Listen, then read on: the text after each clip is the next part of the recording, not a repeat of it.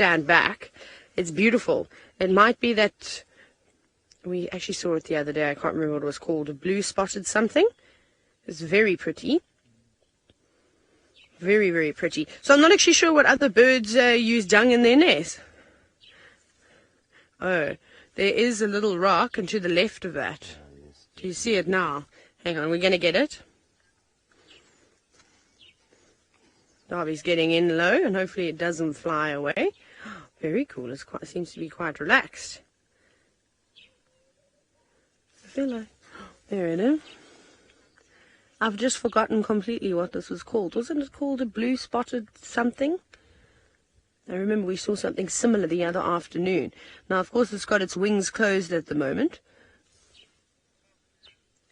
And beautiful with the black and white. Now, only if it would open up its wings so that we could see the beautiful colors. Now, obviously, we talk about butterflies quite a lot. We see their larvae crawling all over the plants, which is pretty epic and amazing to see.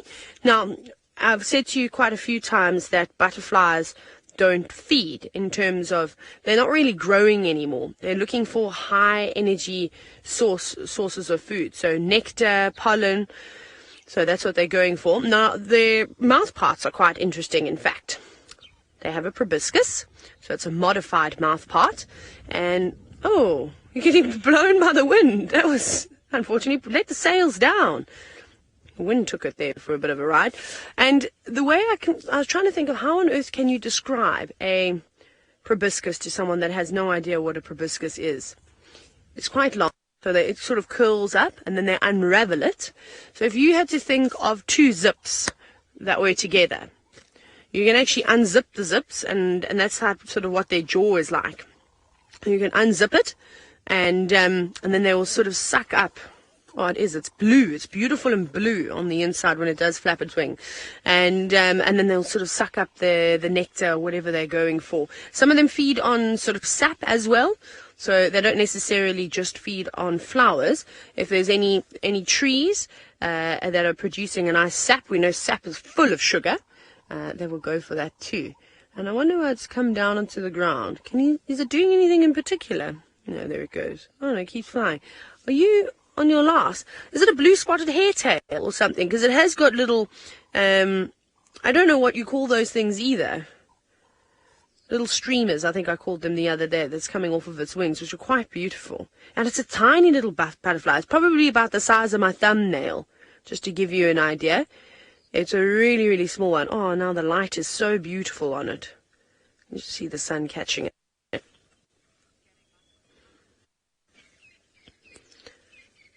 We're very lucky. I can't believe we're able to get so close to it. Normally the butterflies fly away. Perhaps this butterfly is coming to the end of its lifespan, and that's why it's being blown over so easily. Remember, they don't live for very long. Their sole purpose is to start off as a caterpillar and eat, I don't even know how many grams of plant matter. I suppose it depends on the species. And bigger and bigger, and eventually when the skin can't stretch anymore, it's time to metamorphosize and turn into something even more beautiful. And so then they do that, and then once they've reached the butterfly or the moth phase, it's to find a mate and reproduce. So maybe that's a female, maybe it's laid hundreds of eggs already, and its time is coming to an end. Perhaps a bird is now going to complete the life cycle and eat the butterfly. Who knows? I suppose lots of things would like to eat a butterfly.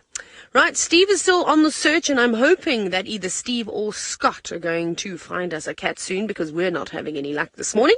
So I'm going to send you to Steve, and hopefully all the positive vibes to help him find what he's searching for. Thank you, Taylor. Yeah, I've been instructed by Herbie to do on those routes that I did, and absolutely nothing that I've seen. So I hope you can hear me when I say that. We haven't found any tracks coming through on those little blocks that he suggested I drive around. So we're going to... Ooh, what is that? That is a roller. I thought it was a small raptor. Rollers often look quite similar to our smaller accipiters in the way that they fly. But they're a little bit more common than the raptors.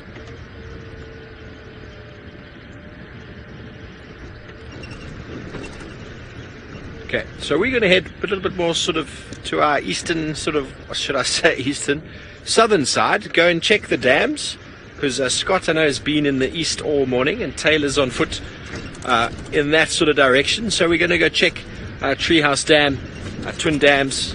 As you know, Hukumuru was seen in that area last night, so I'm keeping my eyes open for all the termite mounds, because as we know, he likes his termite mounds.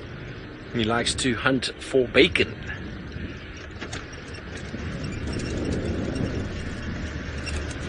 Beautiful day. The sun is just starting to get above the clouds there, but it's still really, really nice and cool.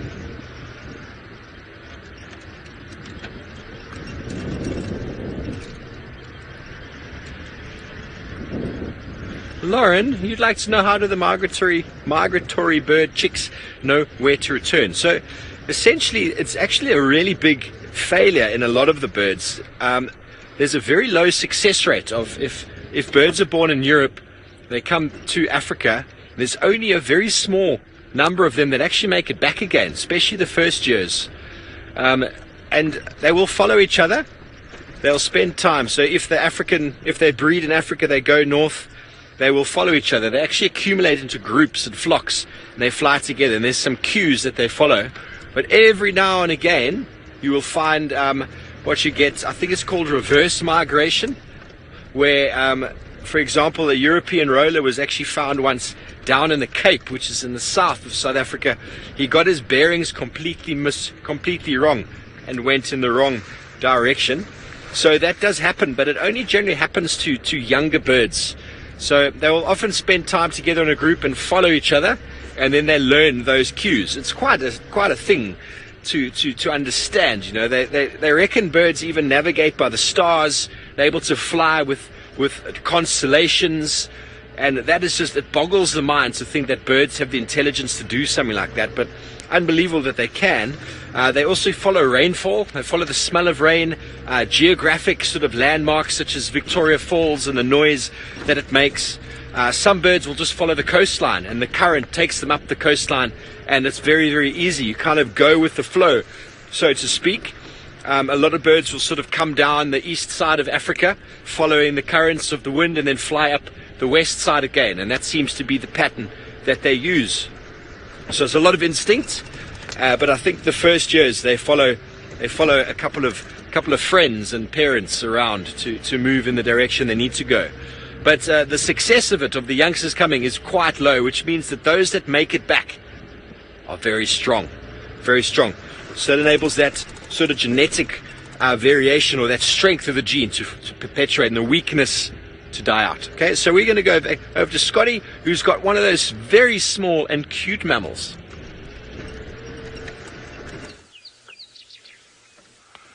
Yes, I'm not too sure what exactly these squirrels are up to. It looks like they are very, very happy to see one another. All kinds of greetings and kissing and nibbling. How cute is this? Now, initially I heard one of them alarm calling. Oh, what's going on there? Are you guys thinking about making love? Some funky positioning going on there as they slither around one another. Is this it? I think they are getting ready to make love. I think what we're seeing is the foreplay.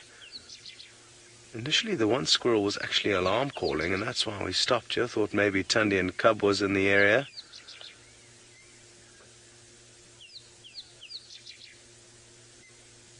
What's happening here, guys? I don't want to move the vehicle because I don't want to interrupt. And Ellie Fantastic, you've just said squirrel cuddles, and this looks like it could amount to a little more than just the cuddling. Oh, don't be scared. As you were. Very, very cool. Now, I'm guessing this is the female, because she seems to have been on the bottom. And maybe the one down on the left is the male. Clearly something has cause them to stop whatever they were doing. Maybe it was some alarm calls. Oh, that's a good spot for us. No hiding there. Very, very cool. Ah, getting some real good pampers there. Lara Moore, you saying you never knew squirrels were so affectionate. Well, neither did I. This is by far the most affection I've ever seen a squirrel provide another one with. And it's so, so cool.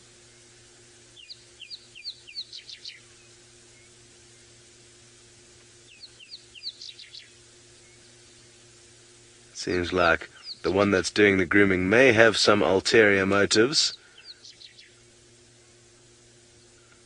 This is absolutely awesome. Well, not a worry in the world for these guys this morning. They're having a great time. And regarding our search for Tundi the leopard, we're thinking of kind of extending the search. Let me use my map to give you guys an idea of what's been kind of going on, just so that you've got an idea. So, the initial tracks we had, there was tracks going up and down on Drakensberg Road over here. And then maybe zoom in a little bit, Sense. Yeah, perfect. So there's tracks up and down here. Then I found some tracks also going up and down on our eastern boundary on Cheetah Cut Line. And then I found some other tracks going up Drakensberg Road over here. So she's been moving around in a circle over here. And now I'm thinking of extending the search and doing a kind of loop around and just checking this area, maybe onto Nyala Road, just to see if she hasn't in fact moved further away than we think she has. But that's kind of where I've been floating around for the time being this morning. But I think we need to, like I say, extend the search and see what else is happening.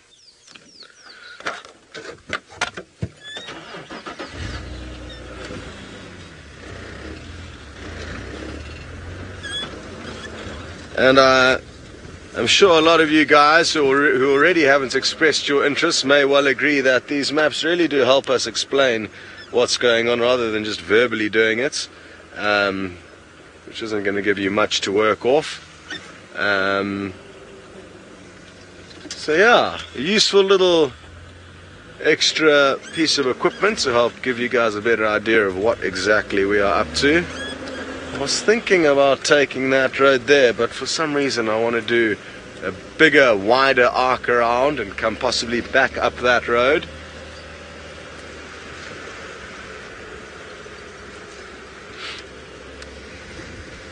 It's definitely helping look for tracks now that the sun started poking out.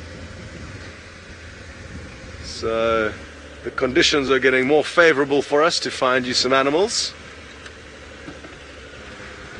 I sadly have to keep dangling my head over the side of the car, so I can't give you too much eye contact, otherwise I may overlook some tracks. Alright, well it seems like none of us are having the greatest amount of luck this morning, but it could change in a heartbeat.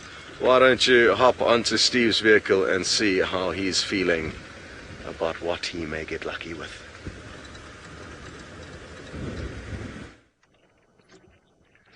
So we have been tracking this individual, and look what we found, the star of yesterday morning's show.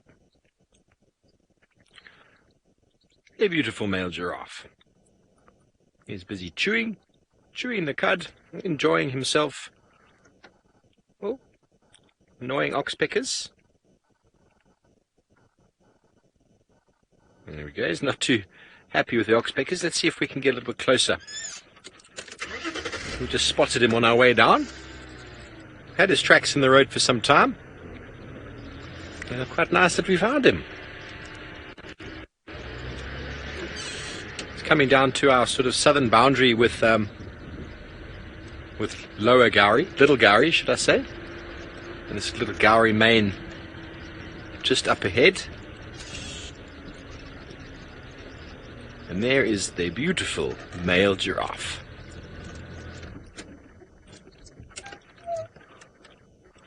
Isn't he gorgeous? Seb and I had him on foot twice, I think, in the last couple of days. You can see him is chewing the cud. If you can go right up onto his throat.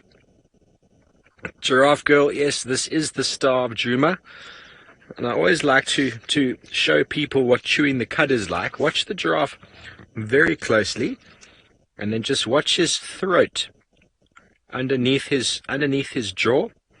If you go out just a touch, Seb, just a little bit. Yeah, like that. Perfect. Now just watch, as soon as he stops chewing, folks, watch the front of his throat.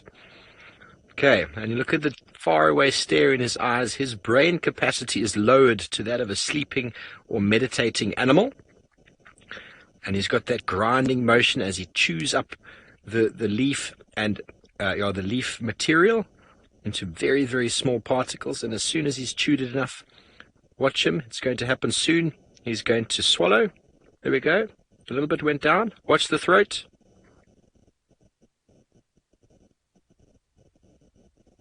There it goes. Did you just see him vomit in his mouth?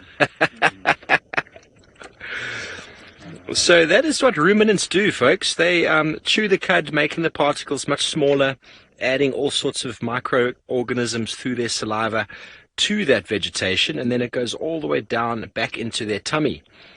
And it's most evident in giraffe because you can see that long neck. And those very long legs. Isn't he beautiful? Oh, he's going to turn other way now. Now have a look at this side, please. Let me do a little pirouette for you. I love giraffe. They are so cool. They are so cool.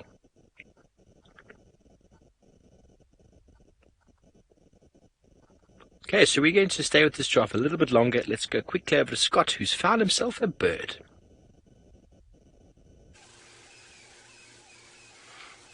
Yes, we've found one of my favorite birds, the Bateleur eagle, and in this perfect morning light, isn't it absolutely beautiful? Bright red face, red legs as well, not as easy to see. As we arrived on the scene, I thought maybe it kept looking below it, which made me wonder if there wasn't a leopard with a kill at the base of the tree, but I think it's just been looking at itself, just checking out its toenails, seeing if they need a pedicure, and he's just waiting for things to warm up a little bit, when it'll become easier for him to fly about once the hot air thermals start rising off the ground. And it looks like he's just doing some of his pre-flight checks at the moment, making sure everything's in order. Patrick, yes, it certainly is a cool looking bird. Quite an easy one to identify as well, not only when they're sitting down like this, that makes it very easy, but when they're flying, they've got a very, very short tail, and also they are black and white when they are flying. So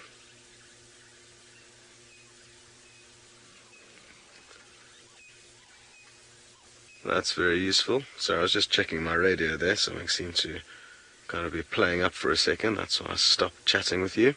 But yeah, very easy to distinguish both against male and female. You can see how the lower kind of portion of his wing feathers are black in coloration. That indicates that it's a male. The female would have a kind of pale whitish window that you can even see when they are sitting down like this, and it would be completely white when you see them from underneath when they're flying above you. Let me pull out my little bird app and show you guys. Gillian, you saying how gorgeous these eagles are, and I couldn't agree more. They are certainly quite spectacular. Their Latin name, Pterothropius equidatus, means beautiful face, short tail, and that sums them up very well. Very good. Let me show you what I was talking about with regards to their wings and their coloration.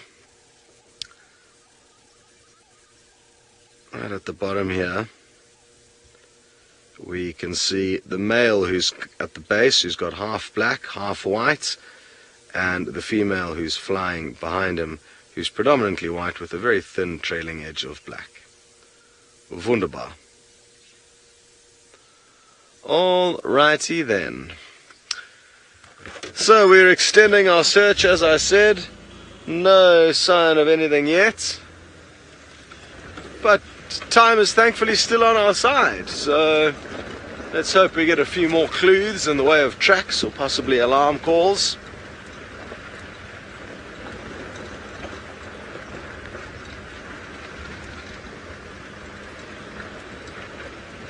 Alrighty, well Steve is still with the giraffe and it seems like it's putting on a bit of a show.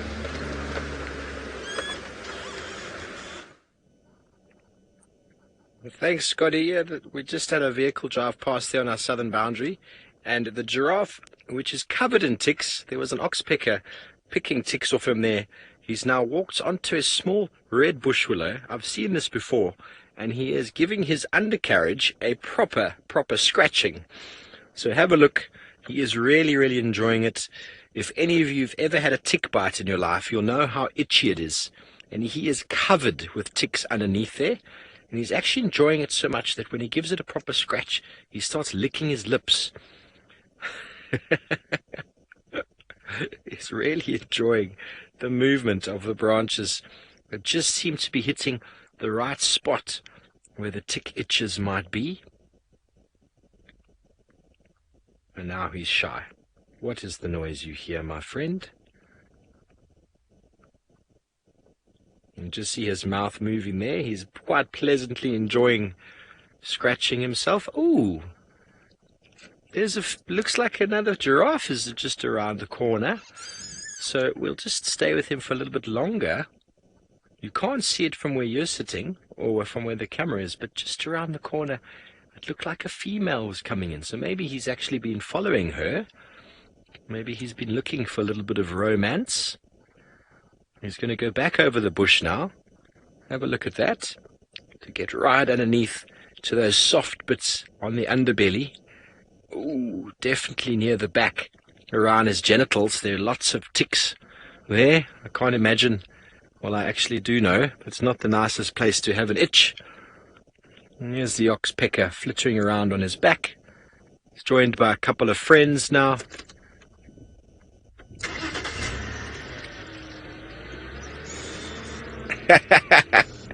Ellie, fantastic watching them scratch, making you itchy. Yeah, well, let's go see what his girlfriend or boyfriend is doing. I'm not sure. I didn't just see it through there. Let's go down this way, Seb. And let's have a look at the interaction between the two. It is marvelous. Have you found yourself a girlfriend for the day, sir? And she is going into our... So should I come around the other side, Seb? Yeah, I think we're going on the fire break. Okay, he's definitely showing interest in her, and I have no doubt he is going to come towards her and give her a little bit of a sniff. Or maybe forward. Let's stay here for a little bit first. As he goes to, once again, I've seen this before, have a little munch of the silver cluster leaf, which is quite bizarre. I'm sure it's the seeds that he's feeding on and not actually the leaves. There she is. Happy, Seb? Yes, thank you. Hello, beautiful lady.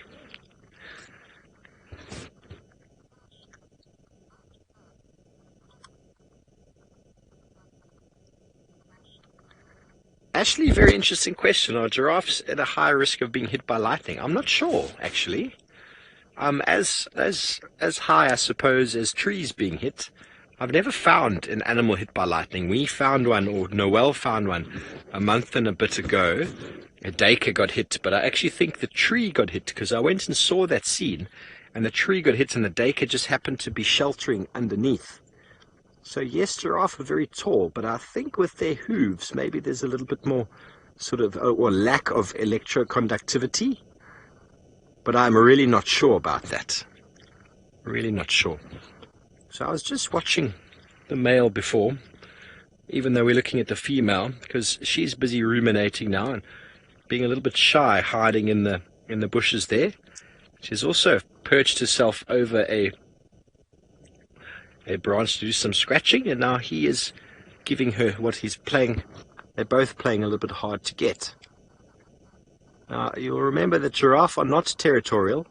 They have very loose associations, but as soon as a female comes into estrus, a male will find her, and he will stay with her for as long as it takes for the deed to be done.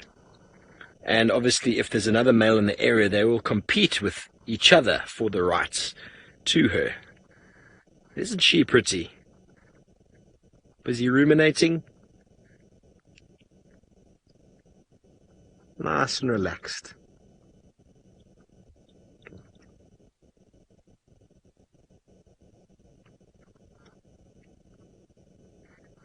Anna Marie, that's an interesting question. I don't actually know the answer to it. She'd like to know at what age can a female giraffe first conceive. And I'll quickly have a look in my behavioral guide to mammals, and hopefully it will give me an age, so if you bear with me. But yeah, very interesting. I mean, probably about 7 males come into breeding readiness. Let me have a look, shall we? So I think the males won't breed until at least 7. Gestation is 14 to 14 and a half months. As we know, males will not compete for female before 7 years. And there's 16 months between birth, but it's not giving me an age of when females are ready for breeding. Interesting. I'm not sure. Okay, females become pregnant in their 4th year. There we go. And males will not be mature enough to compete before age 7. So I hope that answers your question. And a gestation period of about 14 to 14 and a half months. It is a very long time, but they give birth to a very formed, well-formed young animal that is almost able to run from birth.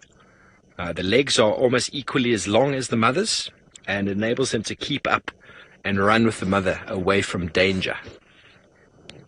You can see the oxpecker is giving her a thorough cleaning. The red-billed oxpecker, can you see all of those ticks and scabs underneath the legs? It is a horrendous place for the ticks and for the giraffe, hence the fact that they like to climb over bushes like that to give them a proper scratching. She's not giving us her profile.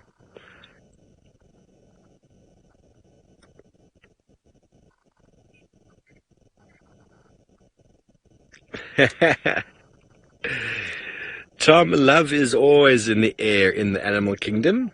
Always in the air. You see that oxpecker. So some of you might wonder what the pads or the coloration on the giraffe is. You can see them just below the oxpecker there, but those sort of what would you call them? The patches, so to speak, on the giraffe. And first and foremost, they work as a camouflage. And you might not think a giraffe is very camouflaged, but they are almost invisible out here, apart from you seeing their head. If they're standing in thick vegetation, they actually are quite invisible. And secondly, there's some really cool documentaries out there. A series called Inside Nature's Giants, really good, and they do some really cool introductions and stuff about giraffe. And one of the things is they film a giraffe with a thermo camera, and you can actually see that those patches, on the patches themselves, they get much hotter, and on the sort of the lighter section, much cooler. So they reckon there's a huge accumulation of blood vessels within that patch and less around the patch, and it actually leads to a much sort of like a heat pad where they throw blood to the surface in those patches, and as the wind blows on their body, it cools them down really, really well and really quickly. But while we look at these beautiful giraffe, let's quickly go over to Taylor with a very small and pretty insect.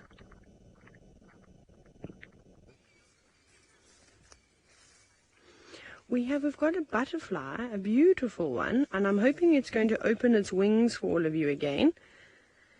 It looks like it could maybe be one of the browns. I'm not actually sure.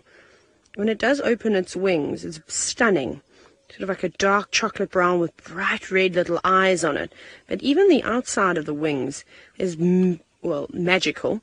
I don't know why I was going to moo like a cow for a minute. And it's quite a big butterfly in comparison to the other one we saw. That are all the little dots on it. Come on, please open your wings for us.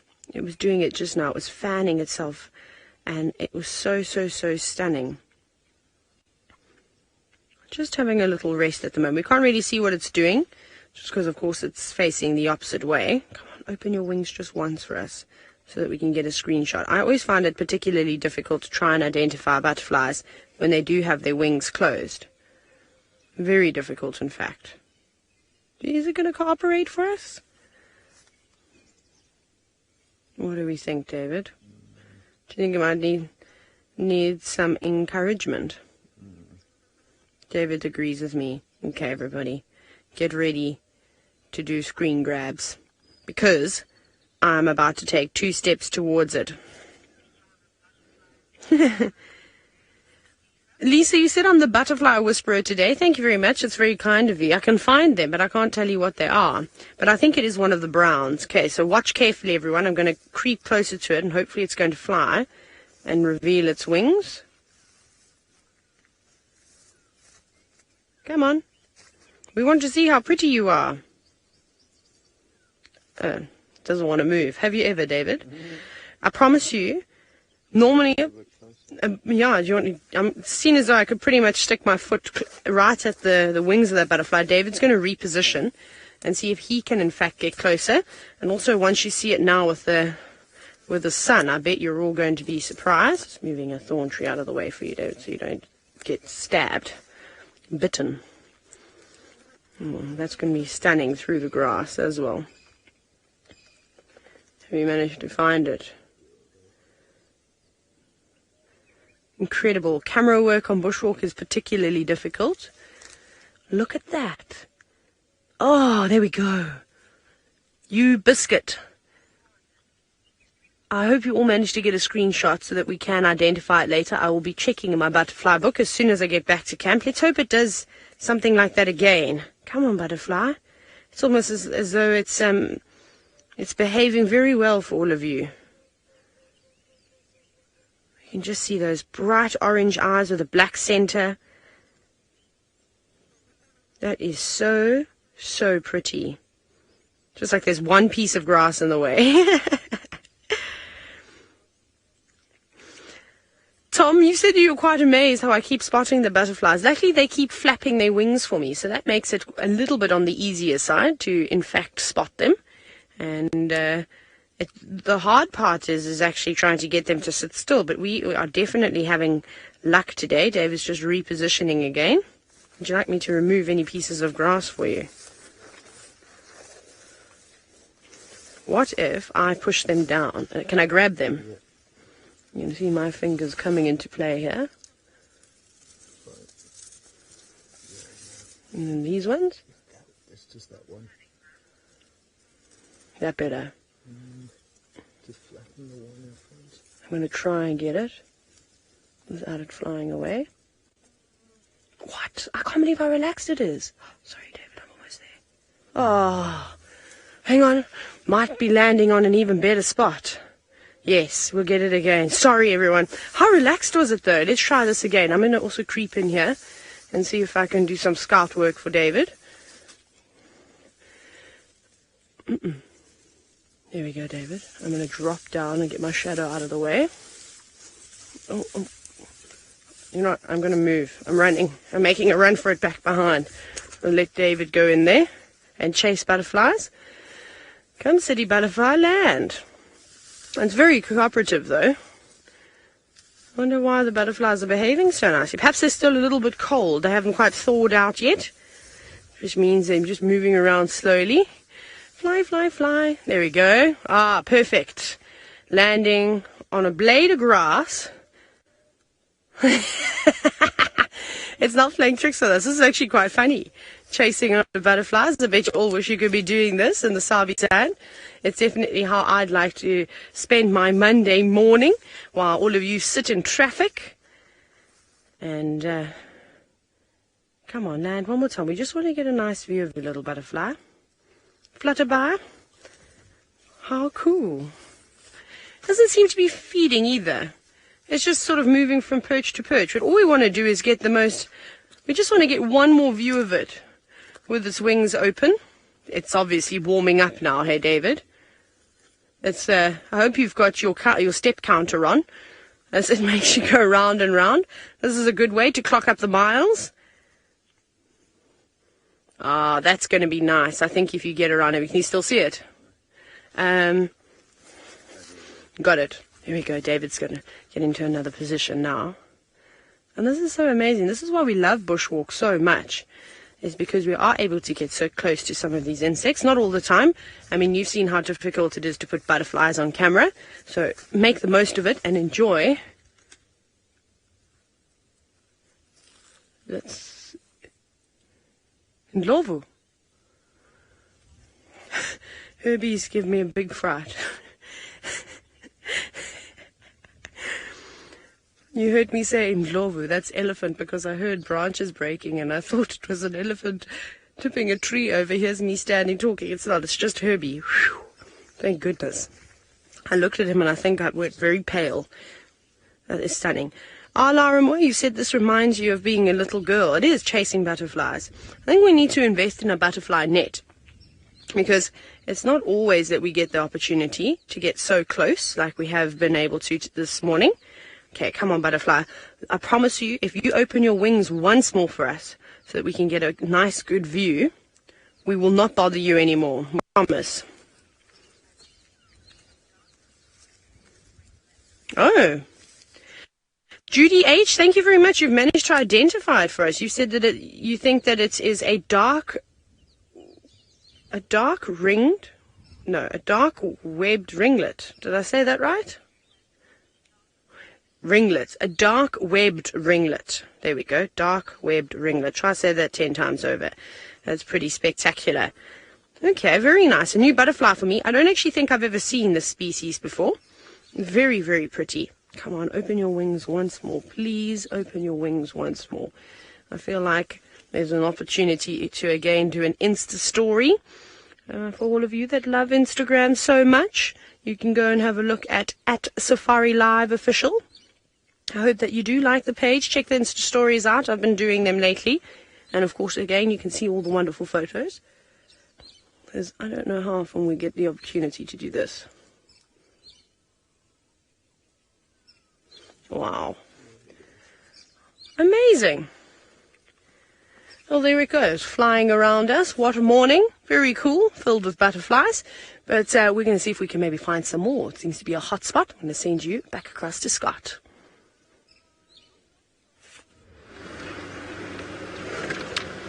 Hello. So, I am continuing to loop and swoop in every direction where we've had some tracks of this leopard that we are hoping on finding you. Okay. There's been a development here. And that is, I've just seen the cub tracks. Oh, I don't know. There's a chance I could have missed these tracks earlier. I just want to try and get into a spot where you can see them as well. And it looks like she may have dropped the cub on Torchwood off our property to the east of us and continued coming back and hunting on Djuma. So, if you look here, you can possibly make out one of the cub tracks heading, oh, my shadow is causing a bit of a nightmare, heading in this direction, and then over here we've got one of Mom's tracks. So there you can see that quite a big size difference.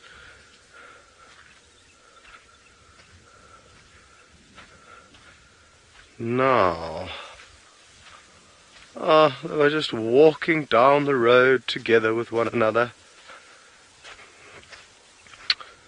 But sadly, they have left Djuma.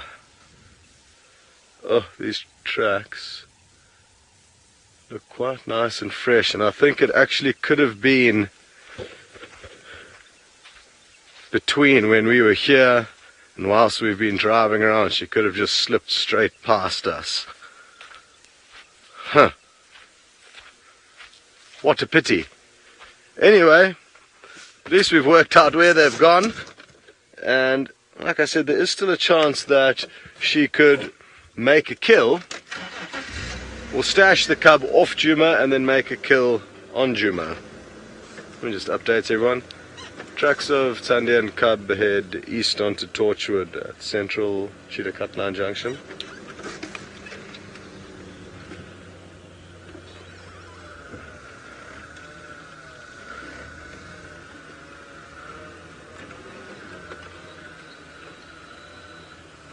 Purple, you would like to know which animal tracks stand out the most? Hippo, rhino and elephants. All three of them are kind of equally big and bold and easy to see.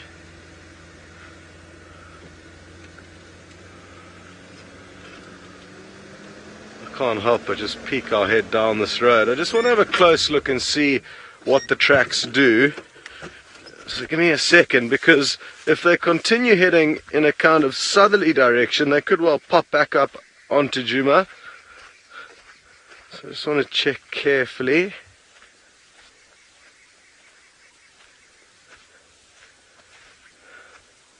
No, they continue down the road, and I'm guessing, actually, sadly, that Tandi's already made a kill here, because there's some of her tracks coming back in this direction, indicating where she came to collect the cub, and then another 2 sets of tracks, her with the cub alongside it down here. That's... oh no. Oh well. What can you do? Well, at least she's had a successful time, and I mean, there's a chance she didn't make a kill, but I'm confident that she in fact did.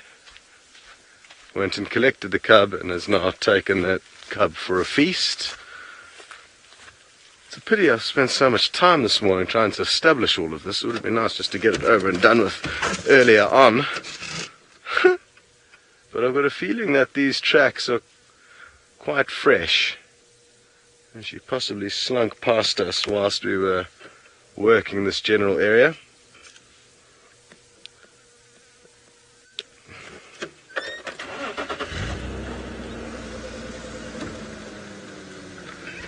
Yes, Dances with Dirt, you bring up a good point, one that can console us in the sad time as they leave our property, and that is that at least they are safe and not in the firing line of the Hukumuri male, who is a new male leopard that could cause some trouble for her and her cub.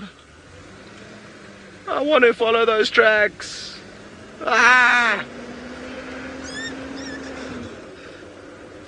Station's just double checking that people copied about Tandia and cub heading east into Torchwood on Central. It looks like she could be taking the cub back to her kill there.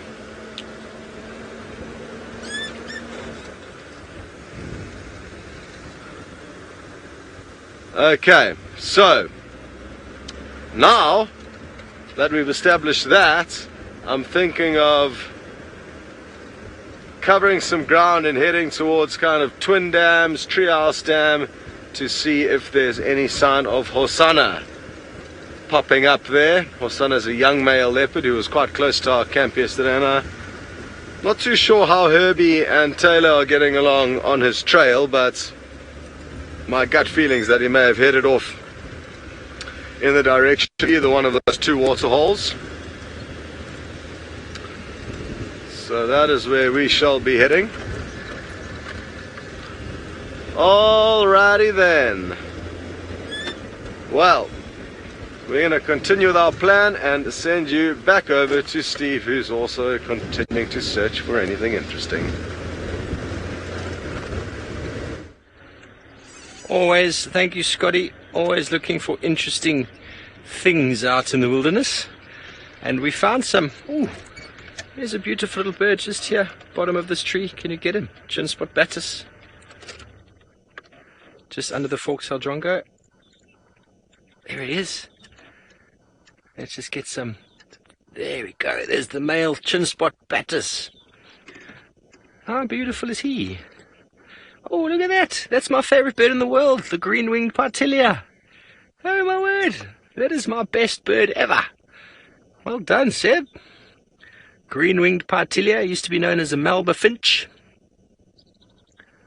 And they are the host of the wider, the long-tailed paradise wider that we forever see running around. And that looks like a yellow-throated Petronia, I think.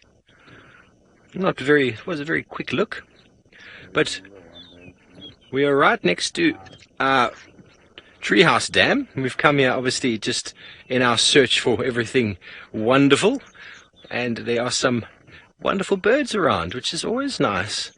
Lovely little bird party on this small fallen knobthorn, and they're probably all accumulating as a group and slowly going down to the water's edge to drink.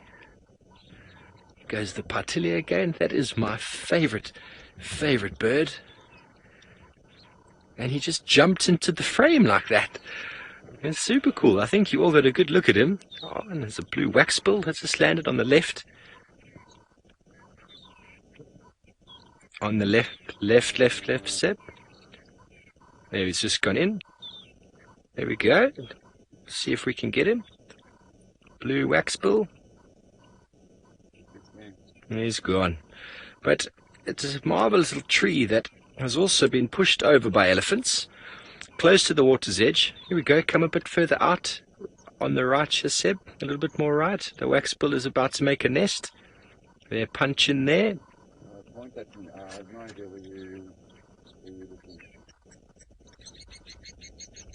Somewhere there. Oh, he's gone. Sorry about that, folks. It's quite difficult to get these little birds.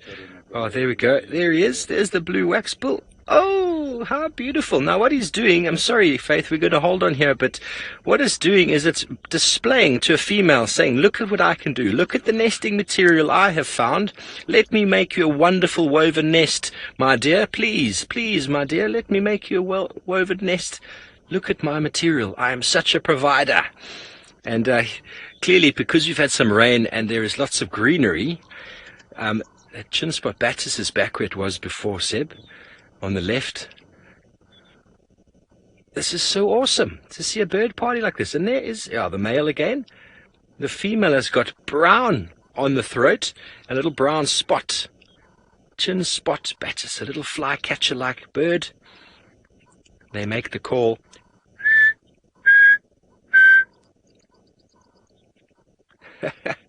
Oh, that's awesome. Awesome little bird party here by the water. Fantastic stuff. How beautiful. Leonard, indeed, I love birding. There are always birds to be seen. And I wanted to have a quick discussion. We're going to go to Scott very soon. But that looks like a rattling cesticula, I think.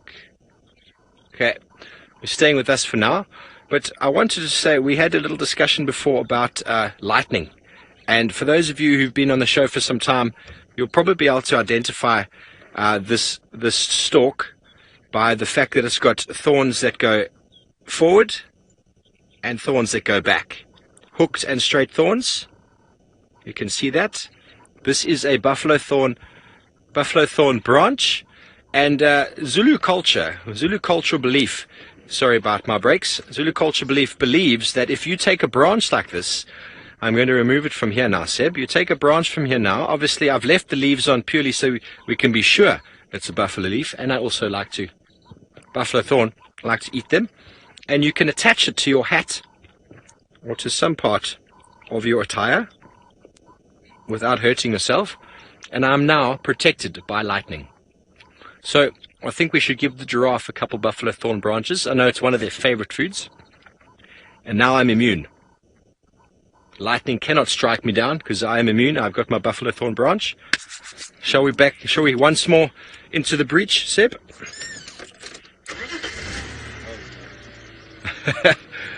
We're up on Twin Dams. I'll show you on the map for those of you who are not familiar with the area.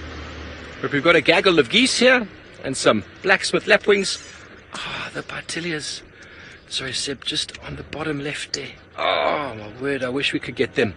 Sorry, my favorite bird just flew across screen once again, and I get super excited to see them. But we'll focus on the geese and the lapwings for now. There they are, Egyptian geese, blacksmith lapwings. The geese are filter feeders and also grazers, whereas the lapwings are feeding on anything of sort of the aquatic nature, being an insect, a small worm or snail, or any type of floating insect that might be found just there on the water's edge. It looks like he's got a profile picture of himself. The black mark on the back of the lapwing actually looks like him in profile. That's quite funny to see. The black mark on the back, obviously he's going to look at his own reflection now. That's a marvelous reflection, Seb, with the geese behind it. Having a little bit of a preen. Lovely work, Seb. Let's see if he'll turn around and show us that tattoo of himself on his back. You can kind of see it. There it is. You need a bit of an imagination, but it is there.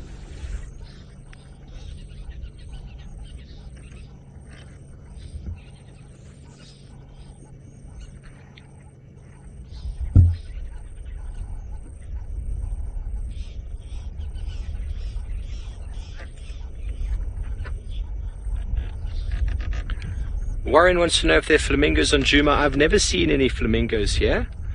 Have you ever seen in your time, Seb? No. No, they are migratory birds that move in relation to food, and we do find a lot of them up in the north and the northwest, and they like sort of salt pans. I've never found any here. I've seen them down in the Cape, but I've never seen them in the Kruger. Here we have Treehouse Dam, which is just over there. And I believe Scott is making his way over to Twin Dams, which is just over there. Two of the biggest sort of water sources on the area, or should I say 2 out of the 4, with Vuyatela Dam where we were earlier, all the way up there, and Buffelshoek right up in the northern boundary on the east. Okay, so we're making good use of this map. We're going to continue on. I'll get in touch with Scott as well, see what his plans are exactly, because we are also kind of making our way towards Twin Dams. Oh, did I not give you the name of that beautiful blue bird? I tell you, terribly sorry, but it was called a blue waxbill. Waxbill because of the shape of the beak, and it actually peels off a waxy layer. And it is probably one of the most common birds out here, but it's very hard to get them on camera. They are all over the place. They're a seed eater, and they live here all year round. And the male and female are pretty much identical in shape, size, and color. So there's not too much going, but that was definitely a male because he was dancing. You know, males like to dance and make nests. So I hope that's refreshed for everybody. It is a very special bird, and as I said, it is a very common bird. If you're out here birding with me in real time, I'm not saying that this isn't real time, but to capture one of them on camera is so hard. I've been trying for weeks, and he just jumped up and displayed for us. And the waxbills are not preyed upon, but their brood parasites are sort of finches as well. I'm trying to think now. I normally know the blue waxbill's brood parasites. It would probably be an indigo bird, but let me be sure. I don't want to tell you nonsense. And then I can show you a picture as well for those of you who didn't get a good look at that beautiful waxbill. Okay, blue waxbill. Let's see if I can show you him. Let's just quickly have a look at the brood parasite. Shaft-tailed wider. We saw one of them the other day. There's not many of them around. I don't know if the light is going to work here. No, it's not working, eh? I have got, thank you to my trusty comrade in arms back at camp, Mr. Jared. He has lent me his book for moments just like this.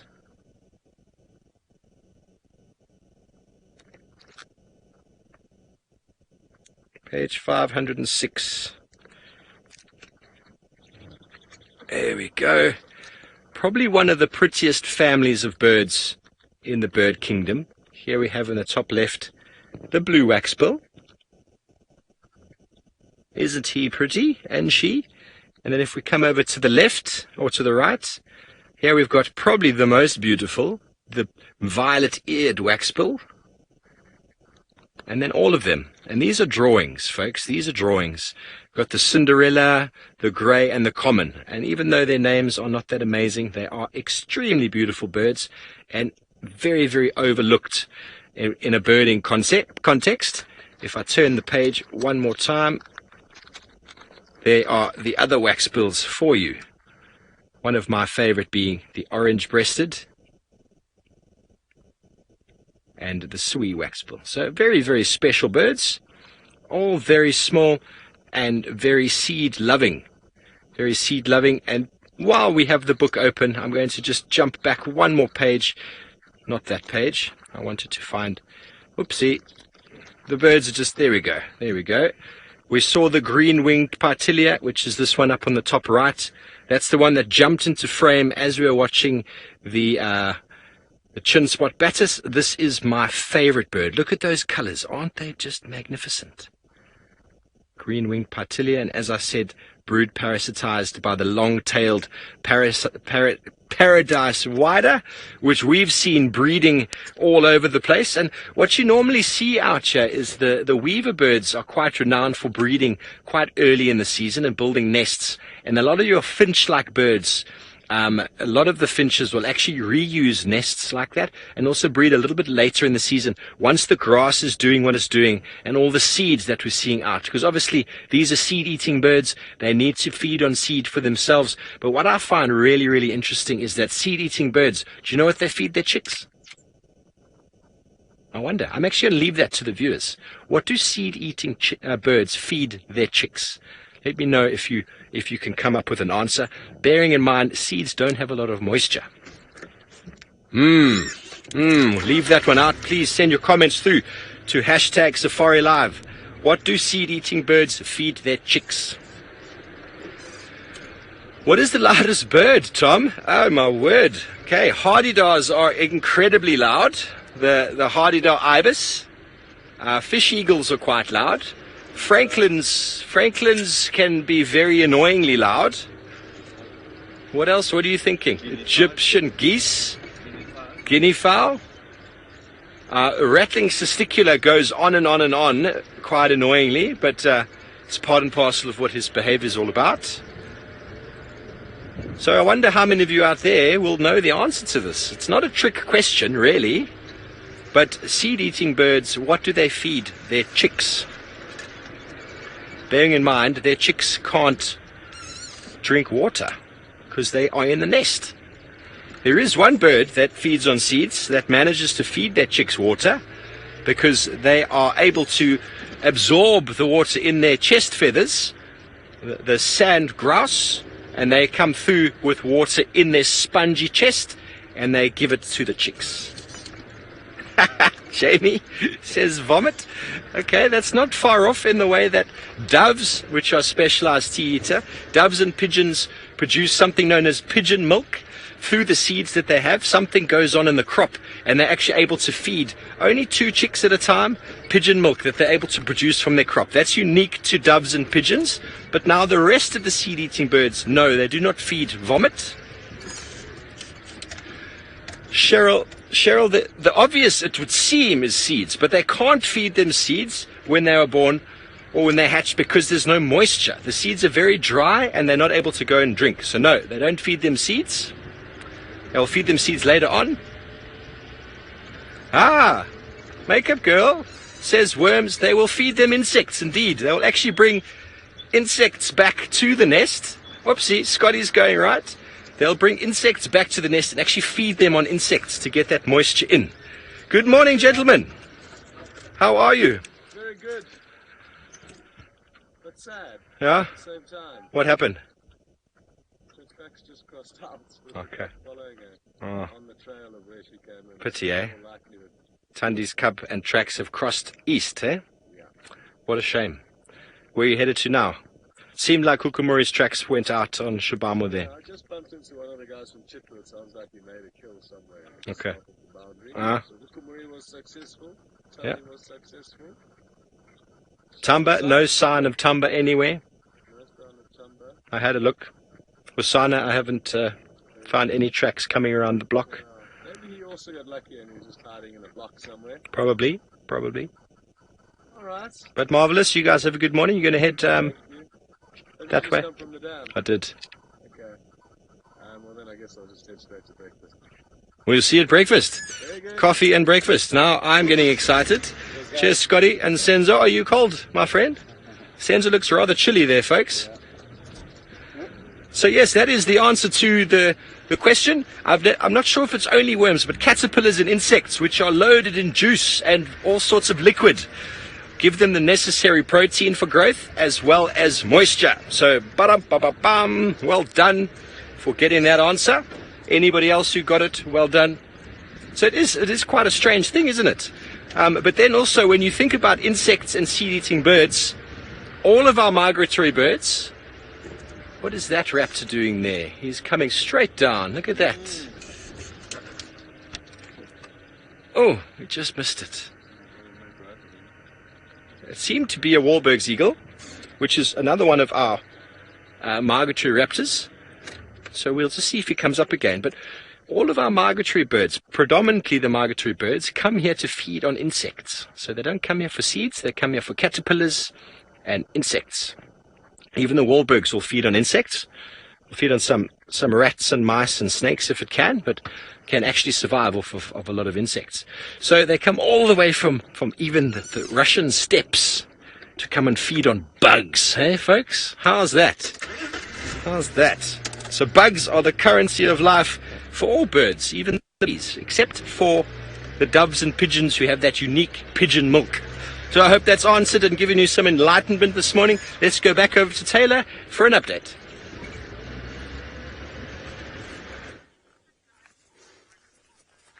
Unfortunately, well, the walk has been a little bit on the quiet side because Osana has been leading us round and round and round and round and round. We actually have no idea where he's gone to, and we've moved our search. Maybe you saw us moving around near the dam, away from Twin Dams, away from the big open plains behind camp, all the way to Gallagher Shortcut, where we were hoping to find some more leopard tracks. We walked on some huge animal pathways created by hippos, created by elephants, and well, I suppose there's lots of bushbuck and things, and buffalo that would be using that. But sadly, not even a single track. I don't think he's gone far. I think he's here somewhere, but who knows. And then, of course, we hit the jackpot with all the buffalo, not the buffalo, all the butterflies. Pretty amazing. And now we're finding it particularly difficult to find anything, in fact. Okay, I'm not going to walk over there because it's quite thick and lots of sticks to stab us. But it's warmed up nicely, so I would have thought that the beetles and the caterpillars and things all would have come on out, but that does not seem to be the case this morning. We'll keep looking. Now, Jared's buddy, as I scan up and down, oh, here's a caterpillar. You were wondering if the butterfly book that I've been using shows their caterpillars. No, not actually. The main butterfly book that I have is Butterflies of Southern Africa. It doesn't show the larvae, but I have a gardening book on butterflies, which does indeed show the larvae, which was quite cool, but not for all of them, though. It's only just for a few of the species. But there's a very hairy caterpillar, another beautiful specimen, obviously come out from its hiding spot again, just to thaw out in the sun before it has to start its day and feed and feed and feed and feed and feed. But that's really quite cool. We've seen these ones before. I don't know what it is, though. And then, David, if you go up to the stick just above it, there's a really cool little insect as well over there. I don't know if it jumps. Do you see it? That little brown. Yeah. The little brown jobby. It's quite cool as well. I have no idea what that is. It's weird. I assume that remark was to the caterpillar, but we can have a look at this thing. Jared, you said it looked like the caterpillar had a mustache. What are we looking at now? I have absolutely no idea what this crazy critter is. I'm trying to get a good view. Are you a spider? Are you a... Sorry, that's me putting its shadow. David, can we try and have a look at it from above? Let me move this stick. Sorry, my shadow's going to come in the way. I see that one's bothering you. What I'm going to do, because I can't really tell you what that is, I'm going to look at it's getting quite aggressive with us. Careful, David. Did you see how it's raising itself up, trying to make itself look a little bit bigger? I have no idea what that is. I also can't see it very well. Does it have 8 legs or does it have 6 legs? So Faith is saying to me it kind of looks like a tiny crab. Does it look like a spider to you, David? Mm-mm. No. Scorpion jobby something. A scorpion jobby something is the description David has given me. I don't actually know what that is. I will try and have a proper look at it. I'm just worried that I get too close and then it jumps on me. No, it is an insect. A bug or something. It's definitely a bug. It's almost got the thorax of a stink bug. Or an assassin bug. But I don't think it is that at all. Hopefully you all got some screenshots because that's an interesting looking creature. Hey? All on one thing. Now I can see a web. Let's see if there is a spider here. A beautiful little web. I don't know what the spider will be eating. Maybe some ants and things. I can't see the spider, but you can just sort of see the web all in there. I'm having a little look around to see if there's anything more. It's amazing how much life you can find on one plant. But of course you do have to look very, very hard, and when it has been a chilly morning, it's virtually impossible to find them. But we're in for an exceptionally hot day. Very nice though. Couple of little creatures. I wonder what bug that was. So yeah, please send those screenshots through, #SafariLive, and then I will try, have a look as well.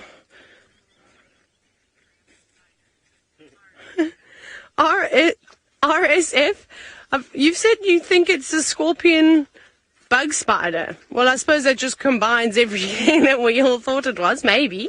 I don't actually know what that was. I don't think I've seen something like that. I'm just having a quick look on this round-leaf teak because, like the birds, seeing the holes in the leaves, that's what drew my attention to it. So I'm thinking, well, where is the stuff that's eating it? Maybe they've already fed on it and that's old damage and moved on. Have another little look here. Let's try this one because it's in the sun. Not even a little flea beetle.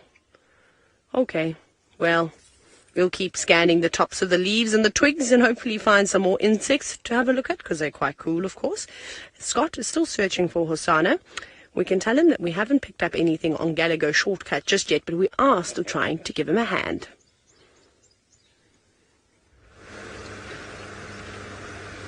Well, thanks for that update, everyone. Just heard an update over the radio. It's not hugely applicable to us, but some of you guys that follow the other lion prides of the Sabi Sands may find it interesting. And somewhere, I think off to our east, 2 prides of lion came across one another, the Mangaean pride and the Styx pride. And it sounds like the Mangaean pride killed one of the Styx pride's cubs. So that's obviously sad news to the Styx pride. I'm not too sure how many cubs they had, but they are now 1 less. So interesting stuff over there. And not too much else to report from myself and Senzo. I'm just kind of focusing on what might be for breakfast now. Quite hungry. Other than that, not too much to report. Now it's fascinating, this area that we're driving through now. 3 weeks ago, maybe a bit more than that. It was absolutely bleak with regards to the coloration and the amounts of grass and vegetation that's around, but now it's looking a lot more lush and green, which is great stuff. Good prospects for the winter. At least there's a little bit of rain that's fallen. Morning, guys. And I'm told a lot of you have noticed the improvement in lush green vegetation. I'm hoping we do get more rain, because even though it's looking quite plentiful for the time being, it's not as thick as it should be at this time of the year. So the herbivores definitely will be happy with a bit more rain. Both the impala and the wildebeest, who seem to be enjoying co-feeding here, splitting the safety kind of checks amongst the two of them.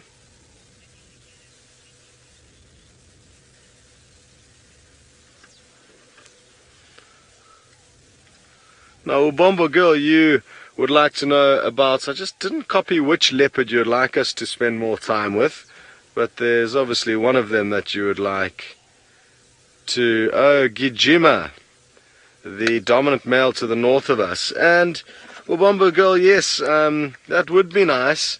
It is difficult to habituate adult animals. It's far easier to habituate the youngsters. I've just pulled out my map here again just to show you kind of where we ordinarily see him. And it's all the way along our northern boundary.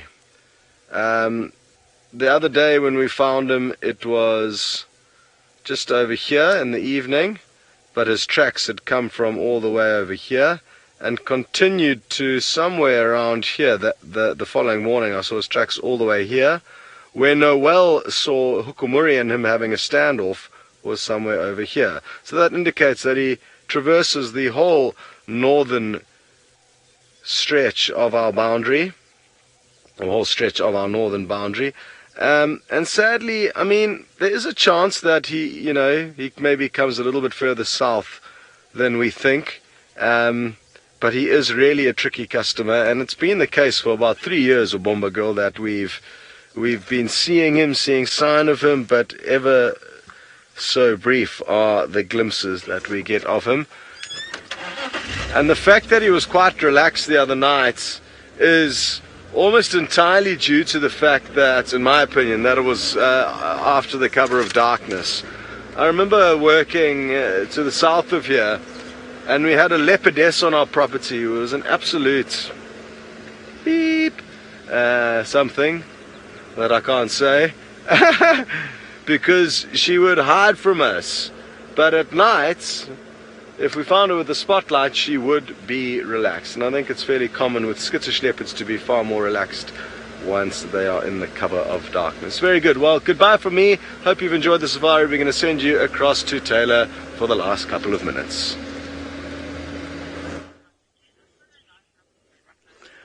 And thank goodness David managed to find a butterfly. It looks like a brown veined white, if I'm not mistaken.